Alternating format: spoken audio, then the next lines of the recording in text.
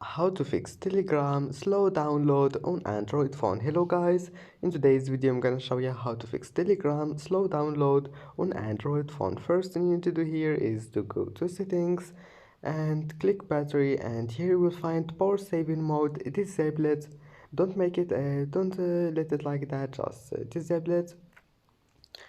And then if you find here performance mode, just allow it, and that's it. Now go back and go to apps and then apps again, and here we'll find Telegram. Click on it, and here click this one, draw over other apps and allow it, and that's it. Now just go back, and here your problem must be fixed, but if that doesn't fix your problem, you will need to update your Telegram. So just open here Play Store and click update, and that's it for today's video.